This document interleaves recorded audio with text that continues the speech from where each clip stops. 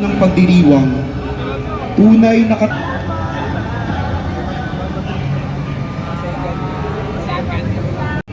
ang pagpapakita ng anghel sa tatlong Maria.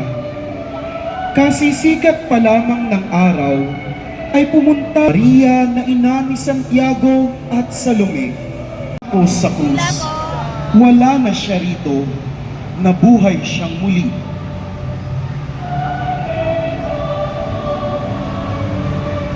Natagpuan ng mga alagad na ang libingan ay walang laman.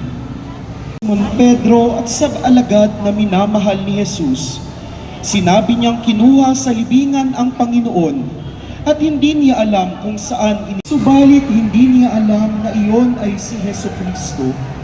Sinabi sa kanya ni Jesus, "Huwag mo akong hawakan, sapagkat hindi pa ako nakakaon." Ay si Cleopas na patungo sa nayon ng Emmaus.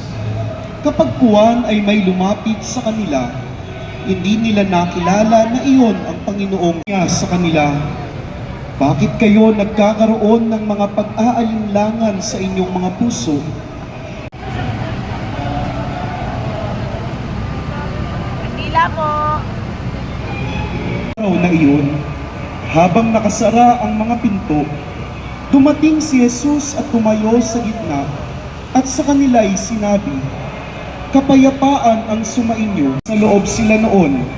Sinabi ni Jesus sa nag-aalinlangang si Tomas, "Ilagay mo rito ang iyong daliri at tingnan mo ang aking mga kamay." Sinabi sa kanila ng Panginoon, "Hali kayo at mag-almusal. Hindi sa aking mga kordero, alagaan mo ang aking mga tupa. Pakainin mo ang aking mga tupa." Malapit sa Betania, winiga ni Jesus ang mahalagang habilin at ipinangako na ay bumalik sa Jerusalem.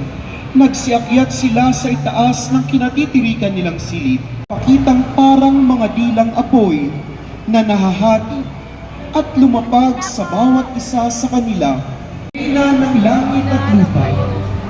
Ayon sa tradisyon, iniakyat ang katawan. Ang pangalang Simon ay pinalitan ng Pedro.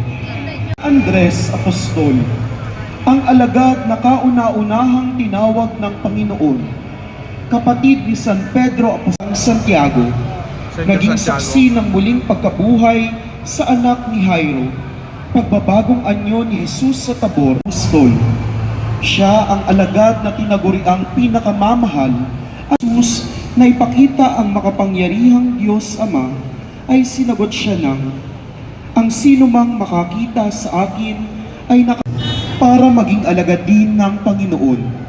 Nang makita ng apostol si Jesus, ay agad niyang sinabi ang apostula na nagbigay pansin sa kahalagahan ng mga mabubuting gawa upang maging sagisag sa pananampalataya. Apostol, sa huling hapunan ay tinanong niya si Jesucristo kung ang Panginoon siyang silote ni San Lucas Evangelista na isang grupo ng mga mapagmalasakit at akyat sa langit.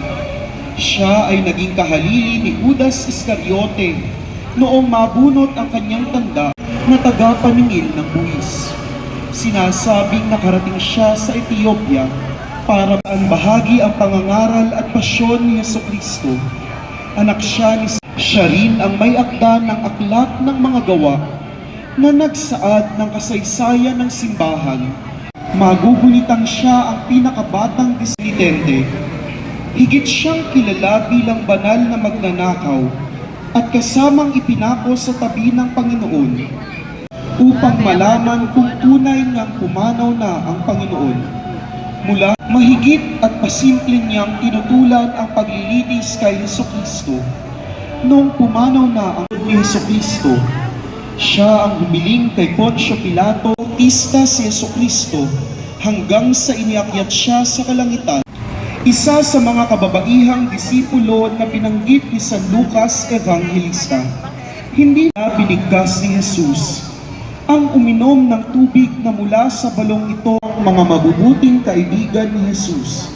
Sa kanilang tahanan ay madalas tumuloy ang Panginoon sa niya ng pabangong nardo ang mga paa ni Jesus at pinahiran gamit ang kanyang buhok. Kilala rin bilang Juan Marcos na mula sa Chipre o Cyprus, tumustos sa mga kailangan ng Panginoon at ng mga apostol sa ministeryo.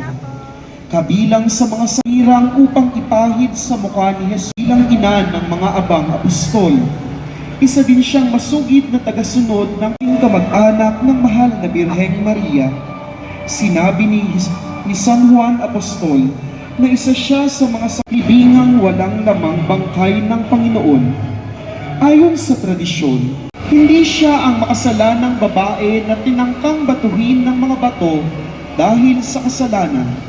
Pagkulang lubos na galak ang mahal na ina, ang liwanag na dala ng bukang liwayway ay nagsilbing